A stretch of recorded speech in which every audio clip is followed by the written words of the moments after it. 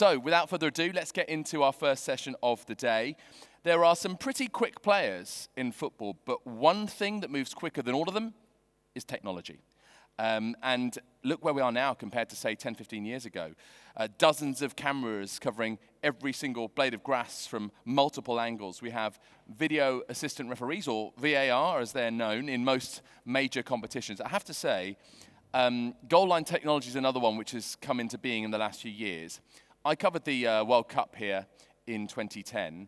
It would have been really handy if we'd had goal line technology for that tournament. If you're an England fan, you'll know what I'm talking about.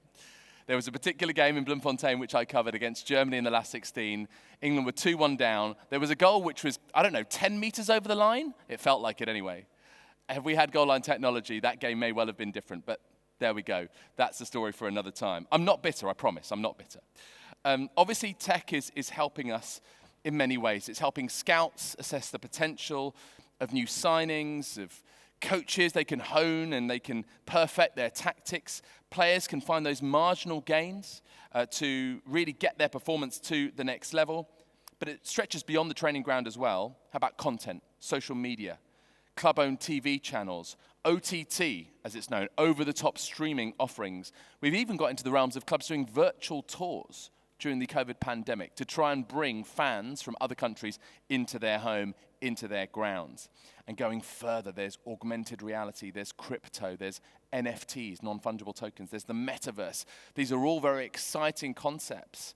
Those sporting entities that have embraced digitalization have really reaped the rewards. So where are we at on this journey in Africa? Does the European experience give us examples to follow, or maybe does African football in certain areas take a different path? Who are the beacons on the continent who've really grasped the concept of digitalization and made it embedded throughout their organization? Well, let's find out in this next session, which is brought to you in partnership with Huddle. I managed to time that speech in perfect synchronization with the team behind the scenes who are putting together the stage. So I'm very, very happy about that. Fantastic work. Okay, guys, so we're going to welcome on stage now our first set of speakers. Please give them a warm welcome as they come on stage. We have for you the founding and managing director of Soccerlytics at Columbus Morphor, head of data science at Orlando Pirates, Gavin Smith, associate professor of Northwest University, Martinique Sparks, the senior performance analyst of Mamelodi Sundowns, Guillaume Valodia, and your moderator for this first panel, the regional director, Southwest Europe and Africa at Huddle, Alex Martin. Please welcome them on stage.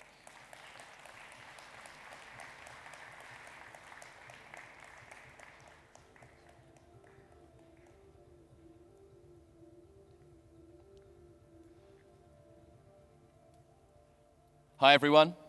Please take a seat. Great to see you. Thank you for bringing this WFS Africa to life. Alex? Yep. Over to you. Thank you very much. Good morning, everyone. Thank you for being with us today. It's a great pleasure for us to be in Durban, in South Africa, this week with you all. Do you have a clicker or something, maybe? Whatever. So yeah, great pleasure for us to be with you guys this week. I have with myself on stage today a team of fantastic people, all coming from different backgrounds, with different personalities, and with a lot of experience dealing with the African market. So they will help us a lot today with the topic we chose to discuss with you guys right afterwards. But before we dive into the panel, I'll just say a few words about Huddle, about why we set up this panel and what we are doing. So I'm Alex. I'm a regional sales director at Huddle, based out of our Barcelona office. I'm not alone this week. I have a handful of colleagues with me, about 7 of them, and we have a booth right outside. So please come and see us if you have any questions for us. Thank you very much. Any follow-up questions you might want to ask about what we'll discuss in the next few minutes, or anything else, please come and talk to us. So this is our topic today, and like I said, our team. A handful of people, and about Huddle now, about ourselves. So Huddle we are basically providing technology solutions for sports organizations. And as a business, we have a vision which is to capture and bring value to every moment in sports. What does it mean? How are we doing that? Everything we are doing on a daily basis is driven toward this vision. So we are designing hardware, smart cameras, to help our customers capturing training sessions, games, and so on. We design what is perceived to be the most robust video analysis software in the market, Hurdle Sports Code. We, on a daily basis, try to make sure that the football data that our customers are using is the best available. This year, we entered the space of human performance, the human performance market, through the acquisition of Real Track Systems, a Spanish-based company who designed a GPS system called Wimo. And last but not least, we provide services. So we have a lot of people working to help our customers, and we want to make sure that these people, the one designing our solutions and the one supporting our users, are the best. We are fortunate enough to be working with many organizations across the world already. That also includes Africa. We started a great partnership with, for example, the Morocco Football Federation this year. And in South Africa, we also have customers across football, rugby union, and many other sports, because we really are in a great sporting country, and that's also one of the reasons why we are really happy to be here with you this week. Our solutions are helping many people across organizations, not only directors. We're working with coaches, we're working with agents, we're working with players, obviously, analysts. Many people are using our solutions nowadays.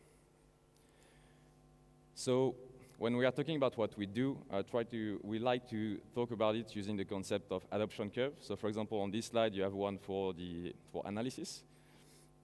And the main idea here is to introduce an idea of progression. And for example, for analysis, most of the time you'd start really low on the curve with the very manual processes. And that, as you make your way up on the curve through data and technology, as we'll discuss it in a few minutes, the idea is to make your way up to the top to what we call high-performance workflows, to make sure that you have an impact across all departments of your organizations and to help you achieving your strategic objectives. But this is also about people, about human beings, and this is why we invited our 4 friends today on stage with us, because they're going to share great examples of this right afterwards. And I think to make the transition, keep in mind this idea of, let's say, progression. This takes time. There are a lot of steps. You also need to build a solid plan to make sure that you implement digital change and embrace technology. And this is why we will discuss with you all today. So Martinique, if you allow me to start with you for the first question, being, let's say, a teacher, a trainer, a coach, in your role at NWU, what, in your opinion, is needed to better help the next generation to embrace this change and to help them being able to face it when they're ready to face it? Thank you, Alex. Yeah, I think it's a difficult question. With the amount of data that we have available now as sports practitioners, I think the biggest challenge comes when you present all of this massive data to your coach and nobody really has an idea what to do with it and how to translate it. So in my opinion, I think what Africa needs most at this stage is analysts, trained analysts that know how to take all of this data, contextualize it, integrate it, and then how do you give that information through to a coach? How do you give it to your athlete? How do you give it to your trainers? I think that we're spending a lot of money on all these technologies to get the information. We've got companies providing the data from everywhere. But to then integrate it and translate that through to the coach, I think that's probably the most crucial part of it. And I think on the other side also, we are very instinctive in the way we buy our players, how we recruit the players, which players do we recruit, because I don't think from a youth structure we have enough information available on them. We're spending all of our resources on our top tier teams, but I think if you look at a strategic way of governing your team, you probably need to look at recruiting them from the beginning.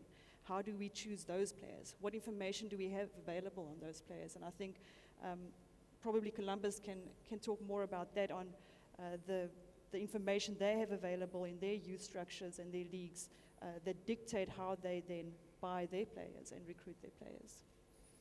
Awesome, thank you. You mentioned people, so analysts. That's good because we do have a few people involved with the football teams here in South Africa. So, Gavin, starting with you, for example, can you explain us how important is technology in your day-to-day work? Technology, especially at Pirates, we've got a very forward-thinking management and ownership. Especially over the last 3 to 5 years, we've taken massive steps in terms of how we conduct day-to-day operations, how we conduct transfer windows. We've brought in a lot of proprietary stuff. We use the main platforms. I'm quite sure that everyone here knows about Y-Scout and platforms like that. But it's a matter of how do you use it. As Martinique said, you have the situation where you've got football, and you have people who are educated in football. You have the trained eye, but a lot of the time the trained eye needs to be backed up by data. You'll have coaches who will give you their perspective of why a match went a certain way. But as a mathematics-minded person, I can tell you that mathematics and statistics are everywhere. It's just a matter of knowing. It's like a cell phone signal, that it's everywhere. It's just a matter of whether you have a cell phone which can pick it up and translate it. And the top tier teams seem to be in a position where they've got guys who are able to do this, and it's becoming more and more regular and commonplace. But I think the environment of being able to understand the generation of the data, understanding where it comes from, being able to sort the data into what you actually need for a specific task, and then being able to translate that mathematics and statistics into football. I think we're a bit underprepared as a country and as a continent, because for too long we've been in a situation where it's gone the other way, where everything has been dictated by the eye and not enough has come from a quantitative base.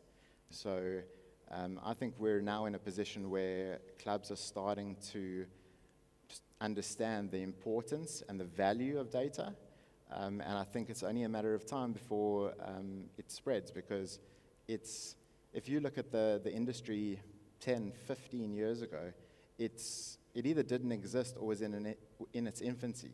So if we look at the same trend going forward and we sort of infer what is going to happen, it's bound to be something which is offered. Barcelona offer through their Cruyff courses. They offer sports analysis with a focus on data, and I think that that's going to become more and more important and more commonplace, and we'll soon start to see on a day-to-day basis more and more data people in football. Yeah, that's great. And Gulam, you also have a lot of experience in that, obviously, because of your role, and you witnessed a lot of, I think, the changes Gavin mentioned across the last few years. What, in your opinion, if you can share on your side as well, how technology is helping you, and what are the biggest changes that you witnessed in the last few years? Yeah, thank you. Firstly, good morning to everyone, and thank you for making this possible to the Ministry of Sport and the KZN government. I think it's a long time coming to have this sort of event to help promote and improve the football and sport in Africa. Look, I've started at Sundowns in 2010 when analysis was, as Gavin says, in its infancy or non-existent almost, and it's come a long way. From everything from the use of data, from the use of technology, from the use of artificial intelligence, etc., etc. And there's so much of tools that are there that almost, I think, at times overconsume what we can do. The journey is interesting, and I don't think it'll ever stop. It's like speaking about a cell phone at the moment. Today you have an iPhone 14. Tomorrow there's a 15 coming out. So we can't really keep up with how technology is advancing. And I think as Africa, although we can't keep up, there are those clubs like us and probably Orlando Pirates, one or two others that have the ability, have the means to then stay in touch with what's happening at the highest stages, highest levels. But still, we don't have enough of the right personnel. Martinique highlighted education and having proper qualified analysts, having courses where we can then find those people to help interpret the data better and then present it better. It's a long road, and it's going to be, I think, very interesting. In terms of what we do, we've grown from just using data, or starting just with video at least, and then growing into data. Now we use performance management devices, GPS, etc., and that helps a lot. And yeah, I think the next phase is going to be what's interesting. If we look at what FIFA is now looking to implement in the World Cup, those sort of technological advances in looking at VAR and looking at offsides and on all these kind of things. So there's always going to be something that we need to keep up with. And as Africa, we need to try catch up as quick as possible, or maybe not catch up, but try find ways to bridge that gap to get closer and closer. Awesome, thank you, Gulam. And on your side, Columbus, you can help us bringing on the perspective working with organizations. So you spent many years working in the US with the MLS before starting your own business. In your opinion, talking about organizations, how can they leverage technology and data to achieve their strategic objectives, in your experience? Absolutely. So first of all, good morning. Thank you for having me. Also, sharing Gulam's thoughts in terms of very excited to be here. I lived in America for 20 years, but I'm originally from Cameroon, so it's a pleasure to be here, and it's about time that we had a conference like this on the continent. In terms of the question and building on the points that my colleagues here have made, if you think about the US market, it's very advanced in terms of data analytics. If you look at the NFL, the NBA, to a lesser extent Major League Soccer, and just culturally, there is a proliferation of data available, and there's also highly qualified individuals who know how to use that data. However, one of the interesting things you see within organizations is oftentimes, even when there is great data and there's great people and processes in place that process that data, there's often a disconnect between the analysis and the work that's done and the insights that you derive from that to actually drive a decision. And so you go into, I'm not going to name clubs, but you go into some of the biggest clubs in the world, they have all the data, they have the analysis, and they actually do good work. But oftentimes there's that last step between connecting the good work of a data analyst and his team or her team and translating that into insights that are easily digestible by the coaching staff, let's just say, to then improve decision making. And so that's an interesting sort of dynamic, right? There's different reasons why that might happen. They could be organizational. They could be just a function of a coach who's used to operating in a certain way. But I think that's sort of the next level. Now, in terms of Africa today, I actually think there's a huge opportunity, right? Because, as Martinique mentioned, there's a huge opportunity to train the population to find data analysts who are competent, who can do really well. But there's also less data. So I think there's an opportunity now as the data comes in with companies like Huddle, who are trying to capture video and create sort of event data, tracking data over time, to then train analysts who from the beginning are equipped to understand how to interpret that data and actually use it. And organizations who are just now investing in it can set themselves up in a way that ultimately they're going to use it to make better decisions, as opposed to maybe spending money and investing in the data and the people, but ultimately not really extracting the value from the data, which only really happens when you use the data to make better decisions, which is a different step altogether. And this is just, we're talking a lot about the performance side, but if you think about it, if you think about clubs trying to grow here in South Africa, federations around the continent, the use of data is also very important on the commercial side, right? So obviously in any sports organization, there's the performance and sort of sporting, but there's also the commercial. And whether you're trying to maximize your sponsorship revenue, or you're trying to optimize your digital engagement, media rights, in all of these fields, there is a huge opportunity to use the massive amounts of data that exist to understand how to ultimately maximize the value of for example, your social media following, right? The Nigerian Federation has probably 1 million+ followers. Where are they? Who are they? How do you speak to them? How do you communicate with them? How do you figure out what fans they are and what fans of what other clubs they support. And ultimately, the more you know about them, the more you can figure out how to serve their needs, how to get them to games, how to fill up your stadium. And so really, the interpretation of data to make better decisions is something that across the sports organization is critical. And I think with Africa being in the stage that it's at, there's a huge opportunity to sort of from the ground up, as the data is coming in, to just have the individuals who are trained ultimately to use it and actually skip and learn from the mistakes that have been made, I guess, whether it's in North America or in Europe, and just be more efficient in the investment and the ROI in that investment. Sorry, can I maybe add just something, Alex? So I think it's a really good point that we have an opportunity now to get people to grow with the data as it grows. But I think also there's a difference, we spoke about it earlier, between you've got your statistics and you've got your mathematics and then you've got your football. And within statistics and mathematics, we have definite rules. There are assumptions that have to be met. It's very structured.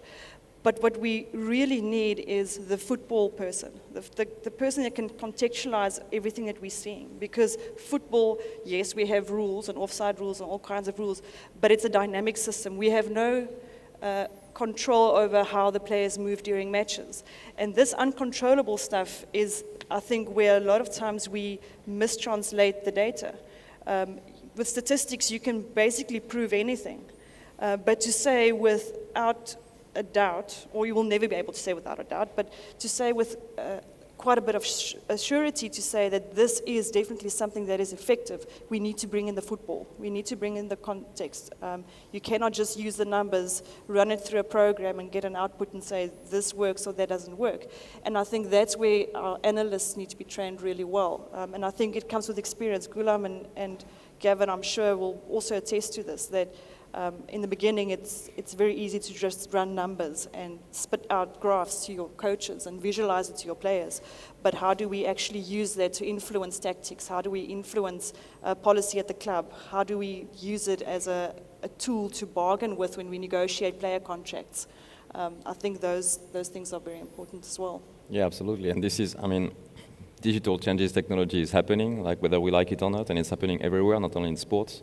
And you started talking about this, so we'll transition to this topic, but sometimes there will be resistance, or you need to make sure probably that this is being used for the best. For example, to help the development and the growth of athletes. In your opinion, how would you help them embrace technology? I think to get the buy-in of players into what you're trying to do, yes, they do have to understand the data, they need to understand the tactics that you want to use. But I think that there's a very fine line between players understanding why you are doing what you're doing and how you use the data and sharing that data with them and overwhelming them with noise. You have 4,000 or 5,000 variables and all of that you can use, but a lot of that is also just noise. And what of those variables are really practically significant to your game tactics? And translating the information again to the coach to dictate what type of play you want to use or what is the best strategy, and then also translating that back to the player. So this is why we're doing it this way. This is the data that we looked at. Help them understand it. And then I think also what we need to keep in mind is there will be a time that those players aren't footballers anymore, when they are done with football, and we need to give them opportunities.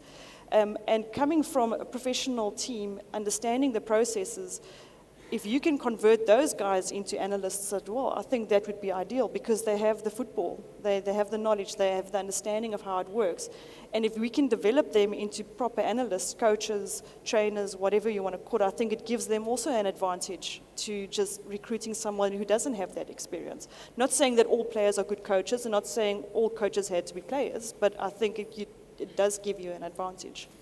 Yep, and going back to professional football now and to teams, on your side, Gavin, for example, I know you're a great advocate of this, but how do you win supporters in case you had or you're having resistance?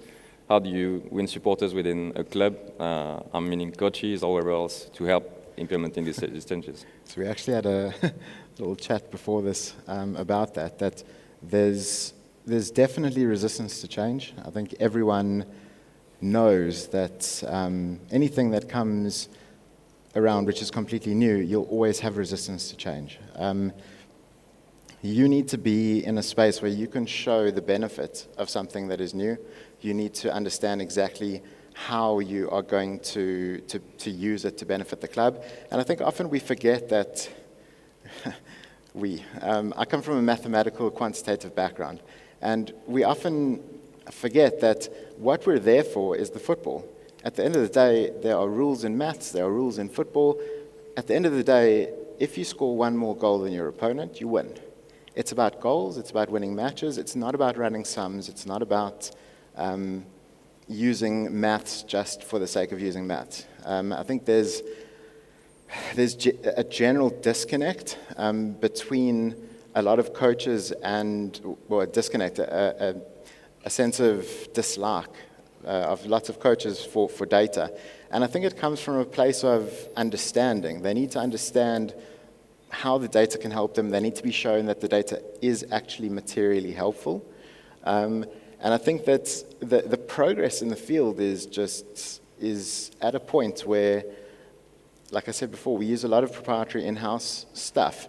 And I think that that's going to become more and more useful because you have, like Martinique said, you have people that come from football. We've just had two graduates, Vincent Pule and our captain, Ino Maela, who've graduated from a course which is designed to transition players into post-playing life. It's quite a big thing overseas, especially in England. You've got ex-players becoming either coaches or analysts or involved in the field, and perpetuating that cycle and sharing that knowledge. It's something that South Africa can do. Whether we choose to do it or not is a different story. I think that resistance to change is something that we need to get over, and the only way we can get over it is by showing that yes, there's risk, but in life, risk versus reward is the equation. And if you can prove that the reward is worth the risk, I'm quite sure that many clubs would go ahead with it. If I offered you a 99% chance of winning the lottery if you bought one ticket, would you buy the ticket? Of course you'd buy the ticket. So if you can show that there is benefit in it, the owners are happy to take the risk. These are great insights. And on your side, Gulam, do you have the same challenges? And do you have examples of maybe things you are trying to do to help this change? I think Gavin's harped on a point that I probably went into with the education of players post-football. And we also have two players who are fortunate to go through the program. But I think it starts at a level of education, and you have to start it within your club. And we took a journey a couple of years ago, and I won't go too much into it, where we were introducing analysis to players who were resistant to it. The coach was an old school coach, but he was also for it. And we would sit in an environment watching videos for 3 to 4 hours. And the change had to take effect where the players had to start understanding that for them to not have to be punished in a sense to sit through a 3-hour analysis, they had to do their own work at home. So we got into an environment where they would do their own homework for football. We would do ours. We would come together, and a 4-hour sit-down became 5 minutes. And it's probably gone into the same transition now with coming into data science and all these new metrics that are coming along, where players now have access to this on social media platforms, learn, start understanding, and then they start questioning. So fortunate that at our club, and probably at a lot of clubs who have the infrastructure, there are those questions, and as long as you have the right answers, it allows the players to then learn it and transition into next possibilities, whether they want to coach, whether they want to go into analysis, or whether they want to be in whatever sphere within football. But as much as we are here, I think trying to fix football as clubs, I think there's a lot of experts in football as well, and federations, be it our local federation, COSAFA, CAF, whatever it is, they also need to start embracing technology and using this kind of information. We've just had the ladies' tournament, and the type of information that we would expect to get out, we probably won't. And when we do research, we'd probably find enough research from the Euros of the ladies' tournament. And we have experts, in Africa, we have experts in everything. That can help change the game and change the face of everything that we want to do. We look at a tournament that was held recently. We had official competitive matches being played every 2 days. And if you look at a sports science principle, it's insane to have people playing at that level every 2 days. So there needs to be, I think, better engagement. There needs to be better use of technology within the clubs, but I think also there needs to be a strong direction from federations, from the continent and the region, be it COSAFA, be it East Africa, West Africa, North Africa, so that Africa can improve. Africa has, I think, fed Europe with enough footballers to now be able to receive a little bit back in terms of investment in systems, investment in technologies, and probably providing these tools a little bit easier, understanding the ecosystem, the social system, etc. of Africa. Absolutely, yeah. Things are changing really fast, and well, so you might have a different perspective, maybe different challenges, Columbus. But from your perspective, what is maybe one or the biggest change that you've witnessed in the last few years that shows that an illustration of these changes, basically, if you have something to share? Yeah, absolutely. I imagine everybody in this room is aware there's a massive opportunity on the continent. The talent in Africa is incredible. It's the youngest population in the world. Something like 60% of the population under 25 years old.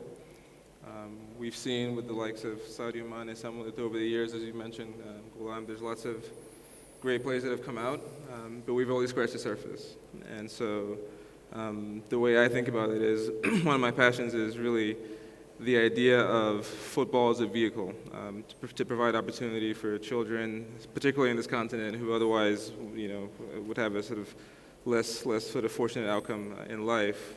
And I believe that with the data that is going to be available, Y Scout Huddle, as an example, is trying to, through technology, make it more accessible for scouts from around the world to see more players. So it's not just, to your point about European clubs finding more players, but it's also about African clubs scouting the continent better. I'm a firm believer that there is untapped talent throughout the continent. There's players who could be and I don't know if you guys scout in just your country or in COSAFA or how in depth you go. But I believe that ultimately evolving the level of every league within the continent, creating through technology, more than likely, and just in education, a scenario where most clubs are finding the best players throughout the continent ultimately just means that more can rise to the top. And I believe that data, it would be a shame to not have data be a part of that process just to make it quicker and such. But I think, if you think about, South America is probably a good proxy. I talk to scouts from around the world, and they say 20 years ago they would just show up in Brazil, Argentina, and watch a game without having ever seen the player. They just heard that it's a good player and they just show up there. Now, through Huddle, through Y Scout, you can watch all this video, you can optimize your scouting routes, et cetera, and I think it's going to be the same thing here. There's whether it's in Belgium or throughout Europe, lots of clubs and scouts who would love to spend more time here and scout the continent and create more opportunities for more players. But there's not as much video as they would like. There's not as much data, so it's just harder to even decide what's the right tournament to go to, et cetera, et cetera. So I think that's going to be a piece of it. And then it's not a one-way street, right? I look at it as ultimately there's so much talent here that I think even if 10x the players are leaving the continent, that just means there's more room for the next guys to come through. It's unlimited talented, literally, or figuratively, really, I should say. And so I'm always going to be a proponent of that. And then on the flip side, you have clubs here who can generate revenue, right? So if you look at the Portuguese clubs as an example, they've created a real revenue stream out of player transfers, right? And so, South African league should be doing that, and they are to some extent, but there's probably an opportunity for leagues around the continent to figure out how to use their league as a platform to bring in players and then move them on, and then that's revenue, right? So if you sell a player to Europe for 20 million, that's reinvesting in the academy. If you're an academy owner, same thing. If your academy, develops the next Sadio Mane, then you should, there's a system in place that you should learn about, the FIFA sort of training compensation rules, et cetera. That's set up so that if you're the academy that formed that player, you get the revenue that helps you reinvest and keep doing more. So A lot of this stuff is happening in different ways. There are examples of academies, you know, in Senegal, Generation Foot with Mets, you know, Asec Mimosas with Beverin back in the day. There are lots of examples, right? But I think with the data that exists today, there's an opportunity for more clubs, more academies throughout the continent to do a lot more of that, and continue to push forward the culture of African football, you know, which is already sort of established, but I think there's a lot more to come. And then ultimately to reinvest that throughout the continent, to have more leagues, more quality, higher quality youth soccer that ultimately creates more opportunities for more kids. Yeah, thank you very much, because you all shared really great insights about the current situation, what is happening right now. And now as we head toward the conclusion, comes the big question of the future, I guess. Maybe a more difficult question, but in your opinion and from your perspective, all of you, what's next? What is the next evolution, or what do you see coming, or what should happen in the next years? I read an article over the weekend that said that the revenue from, or the industry of sports analytics and data analytics is going to grow to $5.8 billion by 2025. So I think if Africa doesn't jump on this bandwagon, we will just be left behind and the gap will get bigger and bigger. So I think, obviously, I'm always going to talk from an education side because I'm at the university. So I think we've already created some smaller steps with combining with Huddle in creating these courses where we can start training analysts. And I think that, in my opinion, is the first step, because we will always have data. If you want to measure something, the chances are someone's already measuring it. But how do we translate that? So for me, that would be key, is the education part of it. Awesome. Gavin, do you want to go next? So I think what we have now is a lot of retrospective analysis. We're looking at, you know, how has the player performed up until now? It's very backwards looking. Going forward, it's going to become much more forward-looking, and it's going to become, in my opinion, much more machine-based. We have the advent of neural networks, of machine learning, of artificial intelligence, and David Sumter, who's a professor of applied maths at a university in America, he wrote a book called Soccermatics, and he offers an online course about it. And it basically is about analyzing all of this data, but it also talks about designing machine learning models to be forward-looking. So at the moment, you know, we're clipping, or we're giving data from the past to inform what we may do going forward, whether that's in match or whether that's in season, whether that's behind the scenes in a preparation or analysis sense.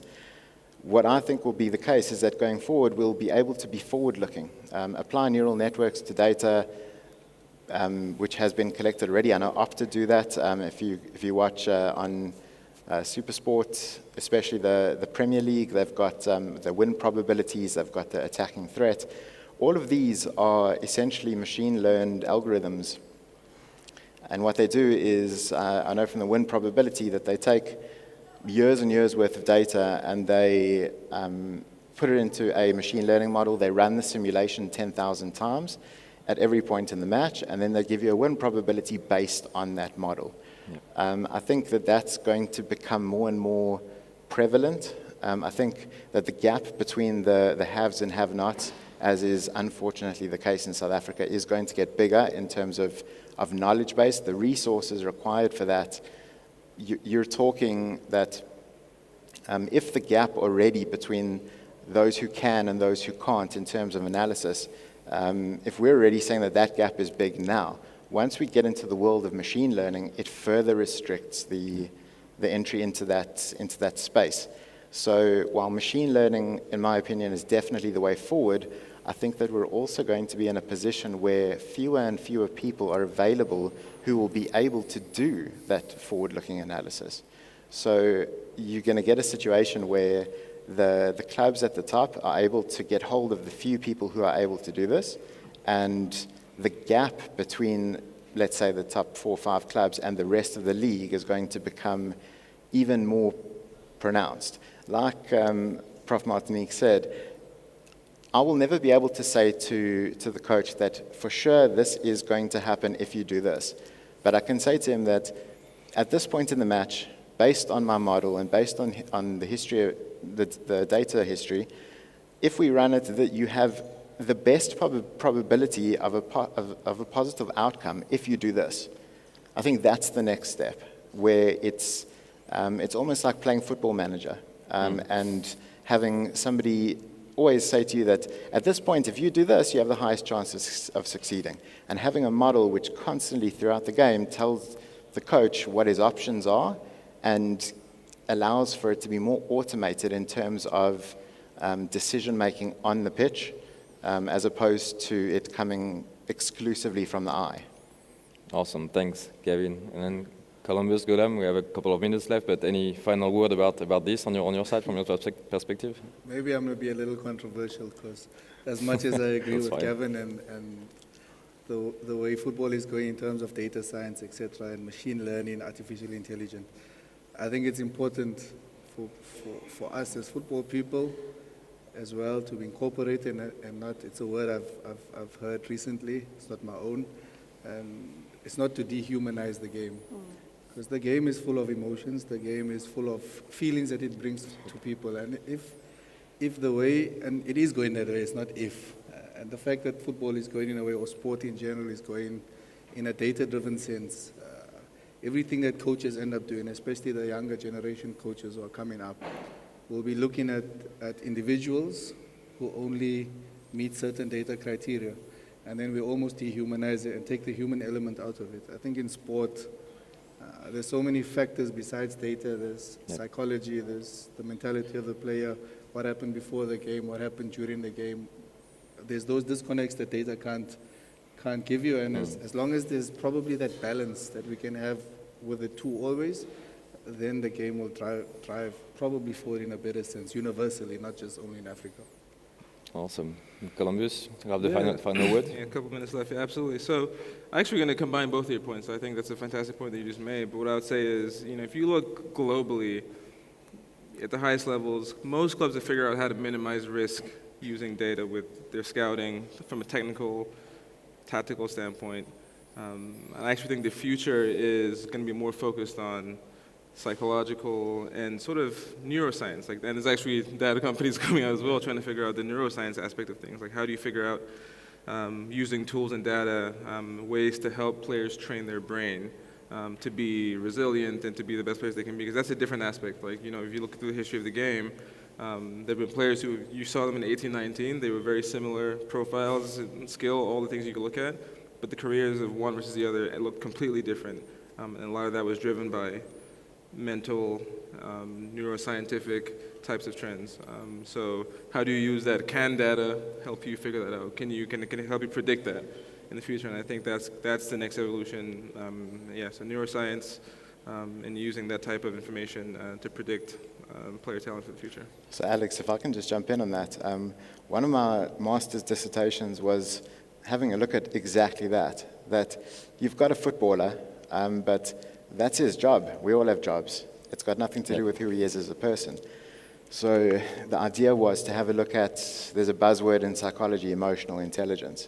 So the idea was to have a look at how much that actually plays a part in player performance.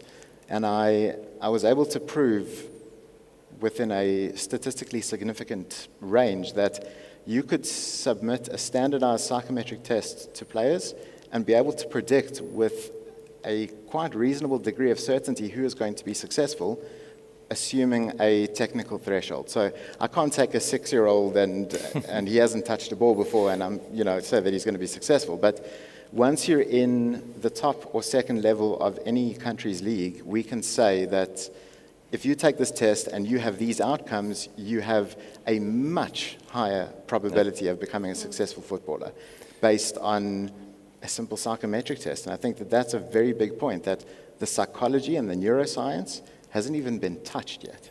And it is also, along with machine learning, the next frontier of football. That's a great final word and definitely something to follow up with, I guess. Thank you very much, all of you, for helping us today. This was awesome, great insights. And thank you to WFS for putting this together. And thank you all for your attention. Please give our speakers a round of applause. Thank you very much. Thanks. Super. Thank you very much indeed. Alex, thank you also to you for chairing the conversation so beautifully. If you'd like to make your way off to the left of the stage, thank you very much indeed. Right, we're off and running, ladies and gents, and some really fantastic points are listed there by all of our speakers. Gavin started us off talking a lot about data. This is where we're at. All sorts of different kinds of data, big data, open data, smart data. And yes, there is an attitudinal shift we need here. People are often resistant to change, but do you know what's the one thing you can say about change? It's inevitable. So go with it, embrace it, and prove that the risk is worth it because of the reward that you get. And Martinique was talking about how players transition and using, again, technology to help them transition from the playing career to the post-playing career and graduating through those courses. It's important. Education, we need it throughout our lives. Also from Gulam saying that, again, to the point of technology and the trajectory we're on, we don't think it's ever going to stop. We need more of the right people. And in fact, it goes to Gavin's point, there'll be more data people in football particularly. And Columbus, with all of his experience, talking about the unique case of Africa with the population demographic here and using South America as that proxy, as that kind of comparison, and looking at what Portugal has done.